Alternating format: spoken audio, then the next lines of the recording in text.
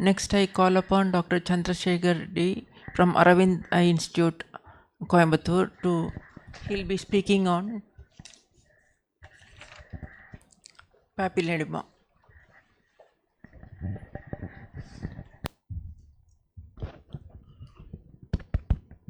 Very good evening to you all. So I thank the organizing committee, scientific committee, and Dr. Baston for this wonderful invitation to conduct this instruction course, and thank all my co-speakers, Dr. Vijayaraghavan, Dr. Saravanan, and Dr. Kalaimadi for joining us. So next 10 minutes, I'll give an overview of papilloedema. The eye is the window of the body as per Leonardo da Vinci. So this is the only place where we can see live the blood vessels and the nerve. Excuse me, sir. Sorry. Okay. Blood vessels and the nerve. So it gives lot of clues not only to the eye problems, to the problems elsewhere in the body also. Here you can see it is one of the eyes which you could not, take it for transplantation. We can see what I am trying to do. What is this? The optic disc is appearing elevated, isn't it? So first they saw this optic disc in people who were dead. So there everything becomes edematous and it was elevated. So that is why the misnomer, it is called papilla. It is not actually elevated. Other terms have been strong papillae, choke disc. So actually Von Graffi first reported disc changes in a case of brain tumor. Parson only coined the word papilloedema, but it was this Patton and Holmes who said all edemas due to raised ICT. They are only called papilloedema. With inflammation, they are called papillitis. So that is the terminology. The other thing is called plerocephalic edema, disc edema with raised intracranial tension. You know about the circulation of the CSF. So causes for raised intracranial pressure could be many. Any space occupying lesion, blockage in the ventricular systems, obstruction to CSF absorption. So many things as shown here, including hypersecretion of cerebrospinal fluid.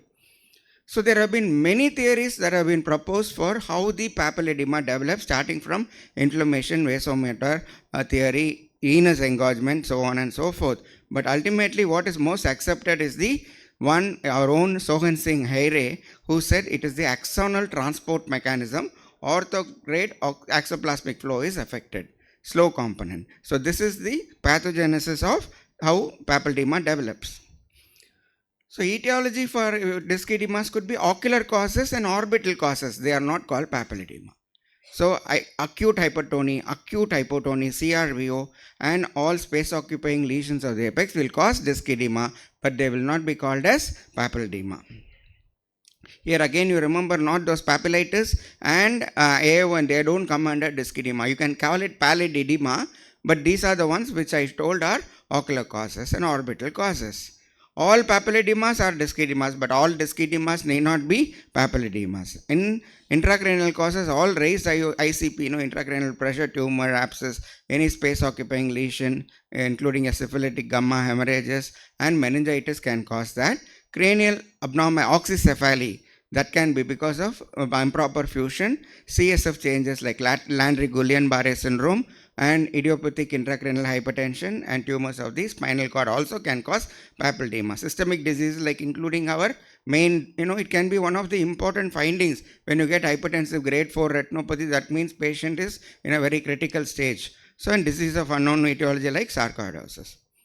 So here you are seeing something on the right eye and the left eye. One is edematous, one is looking normal. So where all you can get unilateral papilloedema. First thing you will always think about is the syndrome. But you remember ICT is lower, intracranial pressure is lower on one side, you will get initially one side. Excess glial tissue on one side. Optic atrophy has occurred in one side. Normal disc one side and atrophic disc, as I said. Then blockage of intervaginal spaces on one side. And this is the one which you will all think. What do you see? One side it is edema, one side is optic atrophy. Ipsilateral optic atrophy, contralateral papilloedema, and anosmia.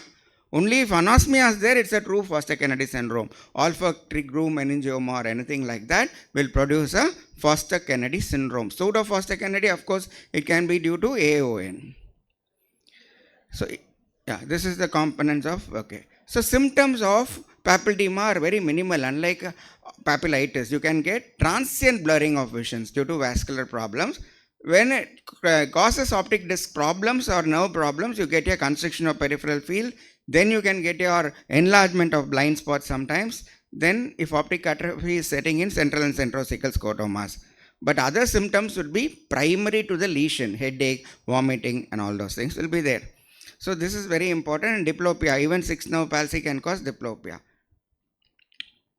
This is the Cushing triad of raised ICT, an increased systolic blood pressure with a widened pulse pressure, bradycardia, and abnormal respiratory pattern. This is called the Cushing's triad in cases of papilledema. Right. Friesen's grading of papilledema, you call it, you have a small C-shaped halo, then a complete circumferential halo, then obscuration of one or more major blood vessels leaving the disc, then partial obscuration of major blood vessels, and partial or total obscuration of all blood vessels. So this is how it appears when you see the papilledema. Another classification is a simple, what is given earlier in Kansky and all those things, was Hoyt and Beeson classification: early papilledema, established papilledema, chronic and atrophic papilledema. Here you can see blurring of margin, mild blurring. Venous pulsation will be absent. Normally, 15 to 20, 30% it may be absent in normal. But if you give pressure, you can elicit the venous pulsation. So these are spontaneous venous pulsation will become absent. Here you can see that. Okay. You can see the venous pulsation really. Actually, we see it when we see the disc regularly. So the absence of it is a significant finding. Established papilledema will be hyperemic, full blurring will be there, disc will be elevated, retinal veins will be engorged, and this is full blown. It will be more than 3 days after elevation. Chronic is called the vintage papilledema, champagne cork appearance. It will be more pale, it will be elevated, mushrooms into the vitreous cavity, hyperemia will be less, cup will be totally obliterated like this. So this is the grade 3. And atrophic will be totally pale, margins will be blurred. So when you have margins blurred and paler, you think about something called as secondary optic atrophy, post-neuritic and post-papilledemic. So later stages, it may be difficult to differentiate post-neuritic and post-papilledemic optic atrophy. So blurring will be there in both, but if you see the post-neuritic type, the vessels will be narrower near the margin of the disc. Whereas in post-edematous, it will not be. So that narrowing of vessels near the optic disc margin following post-neuritic optic atrophy is called reverse tapering sign, reverse taper sign. So that is one differentiating point. So this is one case where you have the secondary optic atrophy. So this is called benign idiopathic hypertension. So bilateral papilledema, raised ICT, ventricular system should be normal or small, but not enlarged, and CSF study will be normal. The way we go about treating is depending on whether it is symptomatic or non-symptomatic and go on. So any investigation for papilledema should be starting off with your first optic nerve function, basically your vision, then your color visual field. That is very important. But the major tendency of testing the field is only 30-2 or a 30-degree field. So what happens is, for papilledema it's okay, but one thing we remember, only if the periphery of the nerve is involved, getting affected, then your 30-2 will be now. For example, optic neuritis, if there is, as I said, axial, periaxial, transverse and perineuritis. In perineuritis, we may miss 30% of the field effects if you don't do a full field in cases of optic nerve problems. Only central field, maybe the major bundle is central field, but perineuritis and all, we will miss out on the visual fields. FFA, yes, to differentiate between, not really necessary. Papillitis. In papillitis, you will get a patchy hyperfluorescence. In papilledema, you will get a generalized hyperfluorescence. So, enlargement of blind spot, centrocecal, all this will occur in the later stages of papilledema. So, here you can see how a bilateral papilledema, actually this patient had multiple, thousands of cysticercus cysts all over the body, including the brain. Postpartum, she was referred for a headache, and this was the finding in both the eyes. And then they did the MRI, they found complete, and they couldn't save, it is not possible. Cysticercus cyst, neuro and skeletal. So this is the diffuse hyperfluorescence of papilledema. So then management is nothing but treat the cause. The primary cause has to be treated, space occupying lesion has to be involved or treated or whatever, and we have to follow up the eye to look for any compromise on the visual functions like fields and color vision and visual acuity. So when you think it is the treatment of the primary cause, removal of the cause, if they are not able to remove the cause, they will do a shunt, ventriculoperitoneal shunts or whatever shunts.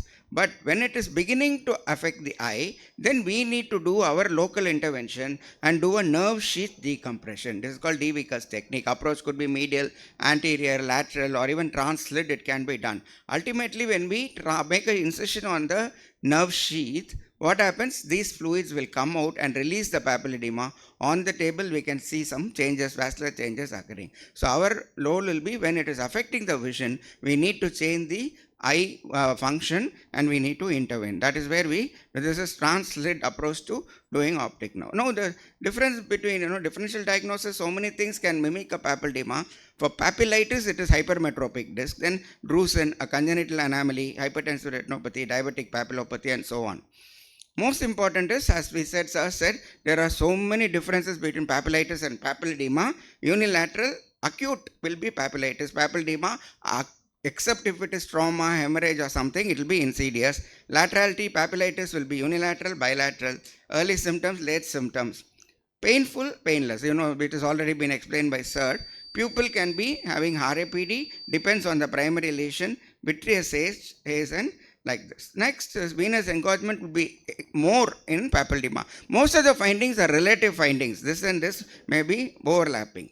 So fields, peripheral constriction, all central sarcoma, central scotoma and all these things will occur. Late only the fields will show up. FFA, I said, patchy hyperfluorescence and diffuse hyper. And if you do a B scan in papilloedema, you will get a crescent sign. India B scan. So very rare test is you do a AC tap. In papillitis, you will get cells in the anterior chamber. In papilloedema, you will not get. So these are some of the exam they can ask. Don't tell Seldinger's test first. You can write in your exam, but these are the about 14, 15 differences are there. So this is an overview about papilloedema in all.